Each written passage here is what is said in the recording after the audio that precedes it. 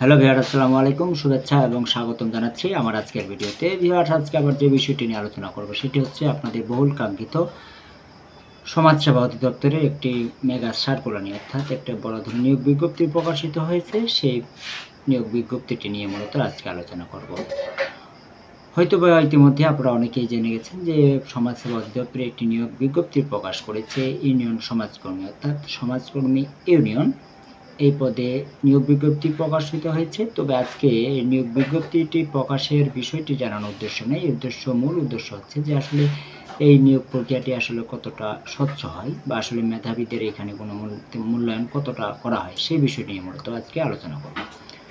তো ভিউয়ার্স, তার আগে এই সার্কুলারের বিষয়ে আলোচনা করি যে আসলে 209টি পদে নিয়োগ বিজ্ঞপ্তি প্রকাশিত হয়েছে সমাজসেবা অধিদপ্তর ইউনিয়ন সমাজকর্মী পদে। তার মধ্যে এখানে 8টি ডিস্ট্রিক্ট বাদ দেওয়া হয়েছে, মূলত পার্বত্য অঞ্চলের 3টি জেলা এবং সেই সাথে আরও অন্যান্য 5টি রাজবাড়ী, ঠাকুরগাঁও, জয়পুরহাট, গাইবান্ধা সহ মূলত 8টি জেলার প্রার্থীগণ এই পদে আবেদন করতে পারবেন না। তবে এখানে যে বিষয়টি হচ্ছে যে এতিম ও শারীরিক প্রতিবন্ধী কোটার যে প্রার্থীগণ রয়েছেন তারা যে কোনো জেলার হলেই আবেদন করতে পারবেন। তবে 8টি জেলার সাধারণ প্রার্থীগণ আবেদন করতে পারবেন না।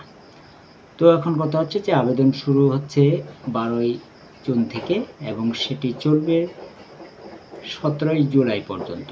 তো ভিউয়ার্স, এখন কথা হচ্ছে যে এটা আবেদন পদ্ধতি হচ্ছে অনলাইনে এবং আবেদন ফি সর্বমোট আপনাদের মেসেজ ফি, অর্থাৎ টেলিটকের যে 2টি SMS এর মাধ্যমে পরীক্ষার ফি পেমেন্ট করতে হবে। তো এটার জন্য সর্বমোট 228 টাকা আপনাদের খরচ হবে। যদি আপনারা নিজেরাই আবেদন করেন তাহলে আপনাদের সর্বমোট 228 টাকা খরচ হবে। আর যদি কম্পিউটার দোকানে গিয়ে করেন তাহলে হয়তো 250-300 টাকাও লাগতে পারে। তো এখন কথা হচ্ছে যে ভিউয়ার্স, এই ইউনিয়ন সমাজকর্মী পদে অর্থাৎ সমাজসেবা অধিদপ্তর নিয়োগের কতটা স্বচ্ছতা বজায় রাখা হয়। তো এখানে কথা হচ্ছে যে পরীক্ষা তো হয় মূলত 2টি ধাপে। প্রথমত এমসিকিউ অর্থাৎ লিখিত, অর্থাৎ এমসিকিউ পদ্ধতিতে পরীক্ষা অনুষ্ঠিত হবে। তারপরে সরাসরি আপনাদের ভাইভা পরীক্ষা অনুষ্ঠিত হবে।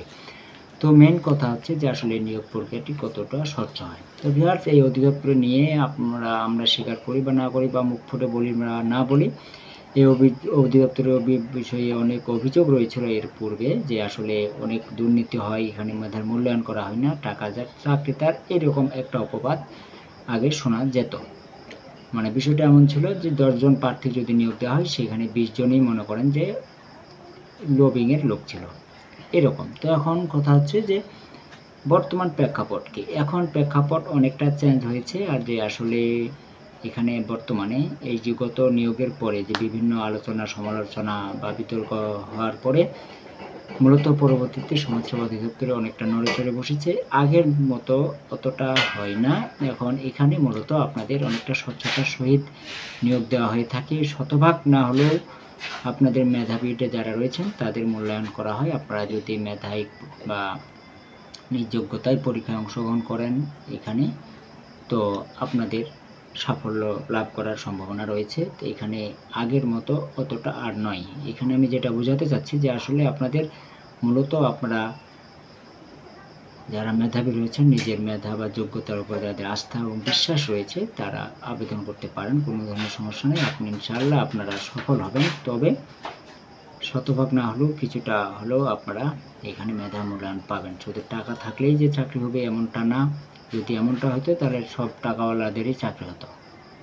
এই বিষয়টা আপনাদের মাথায় রাখতে হবে। আর সবচেয়ে যেটা বড় আশঙ্কার কারণ বা আতঙ্ক যেটা হচ্ছে এই প্রক্সি ডিভাইস, এগুলো হচ্ছে মূলত যেখানে অধিদপ্তরের সরাসরি তত্ত্বাবধান প্রত্যক্ষভাবে কিছুটা মানে তেমন করণীয় নেই। তবে ওনারা চেষ্টা করে যাতে পরীক্ষাটা স্বচ্ছভাবে অনুষ্ঠিত হয়। তো ভিউয়ার্স, এই ছিল মূলত আজকে আলোচনার বিষয়। সকলকে ধন্যবাদ। আল্লাহ হাফেজ।